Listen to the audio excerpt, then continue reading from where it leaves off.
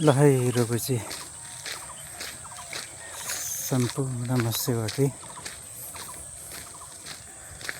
धेरै पछि आज यात्रामा निस्किएको छु।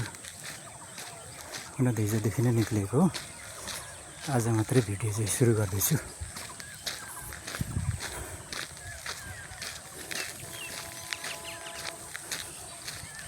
हेर्नुहोस् अनि हेर्नुहोस्,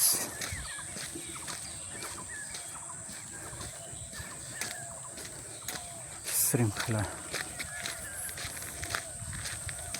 साथमा यहाँहरू सम्पूर्णलाई हार्दिक स्वागत गर्दै आजको यात्रामा छु।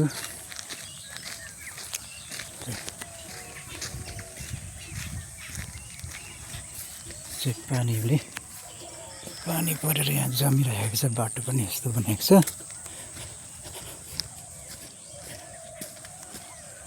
मौसम धुम्मै छ।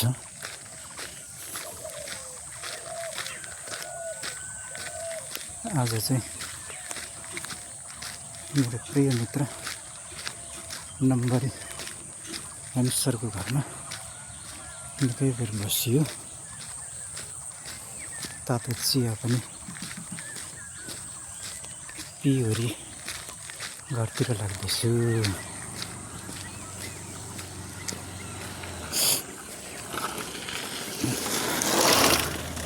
यसरी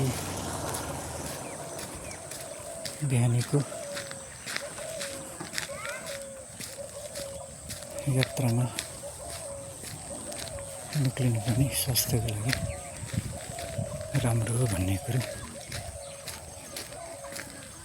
बुझेर नै म चाहिँ हिँड्ने गर्छु। तर निकै दिन भएको थियो म नहिँडेको, काम विशेषले गर्दाखेरि। र हिजोदेखि चाहिँ म पुनः हेर्नुहोस् अनि हेर्नुहोस् श्रृङ्खलालाई चाहिँ जोगिरहेको छु।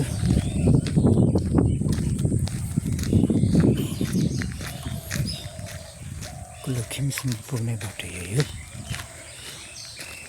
यो चाहिँ मेरो नानाको घर हो, बाटोघर भनेर चिनिन्छ।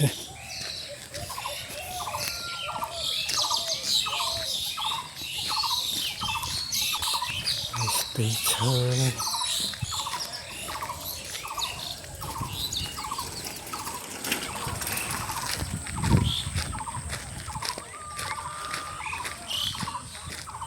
हेमसरकोमा चाहिँ चिया पिउँदै आज अलिक ढिलो भयो। म निक्लिनु चाहिँ 5 बजे निक्लेको, अहिले 8 बज्यो। निकै बेर अब म लिएँ त्यहाँनिर हेमसरकोमा चिया पिउँदा गफसफ गर्दा टाइम त छिलेको पत्तै नआइ।